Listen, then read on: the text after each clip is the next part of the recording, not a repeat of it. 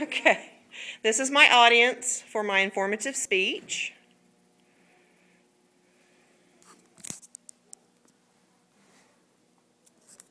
And my name is Cheryl Partridge, and what I'd like to talk to you all about is the upcoming tax raise that the government is trying to impend on us if they don't make some concessions in the legislature.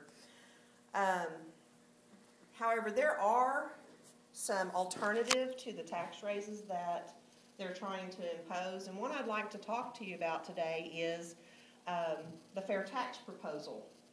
Now, on January 13th, if the legislature doesn't come to some kind of agreement, they will be raising our taxes, and this will probably increase our taxes significantly as individuals and families, which will, definitely hit the pockets of the middle class families. But what the fair tax plan, this would make the playing field a little more even from the poverty level all the way up to the extremely rich. It also will affect illegal aliens that come into our country to work. It will affect the take-home pay of the American families that work and bring home paychecks. The other thing that it can also affect is the healthcare system, and it will also affect the lobbyists and the IRS. The fair tax proposal, which many senators and congressmen have started supporting, will allow the American workers to decide where and when they want to pay taxes. So, when someone works, they get their full amount of pay, their hourly wages, and no taxes are deducted from that. With the fair tax, what will happen is that the government will give a prebate to the families, and it's based on the poverty level. Anything above that, you will pay taxes for, and the tax rate can be anywhere from 23 to 30%. The difference is that the people that are middle income don't buy extravagant gifts, so the tax that they pay, they will decide on. The extremely rich that buy lavish things will end up paying taxes on it. It'll also affect the American businesses, large and small. Right now, the small businesses are affected significantly by having to pay half the taxes for their employees, which limits their growth, their expanding benefits for their employees. Illegal aliens coming into the country, they come in and get paid under the table.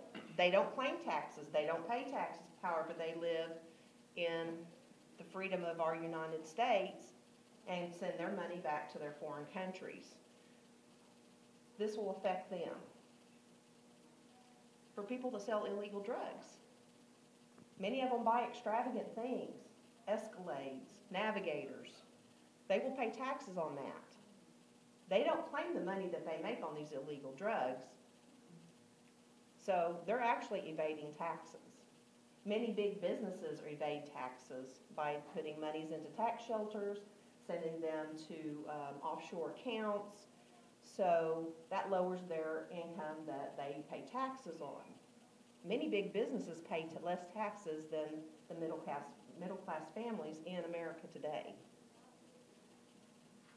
According to the Fair Tax website, if this was adopted, it would allow American businesses to stay in America. It will increase jobs. It will treat all persons equally on paying their taxes. Right now, for individuals who evade taxes, most Americans are paying approximately $2,500 more per year to make up the difference for those who evade the taxes. For individuals who are involved in same-sex relationships, many congressmen, senators, presidential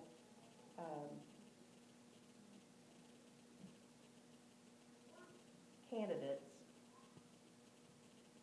one of the biggest arguments is whether or not same-sex marriage should be approved or should it be traditional marriage. That would take away the argument, because everybody would be treated, those living in the same household. For those that live here illegally, let them come into the United States and work. They do a lot of jobs that many Americans won't do. However, they'll pay taxes on what they spend here in America, which will increase our tax income for the federal government. Families who pay taxes,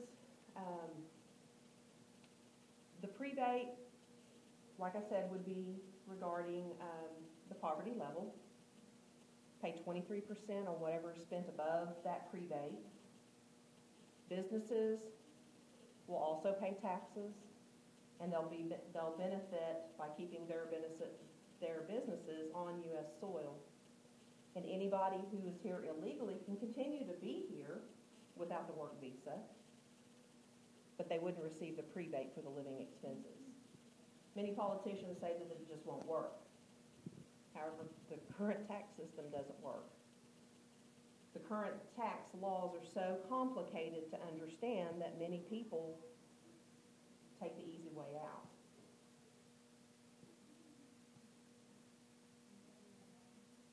Large pharmaceutical companies and big interest businesses, they wouldn't have control on how bills are passed. Many of them obtain lobbyists to go before the senators and congressmen to try to get bills passed in their favor. This would eliminate that. It would make it more where pharmaceutical companies would have to be more competitive with each other to try to get their medications bought. And we wouldn't need the IRS any longer.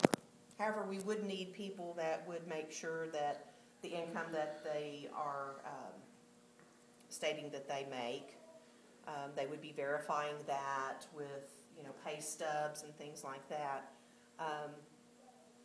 so that they can continue to give the prebates to those families.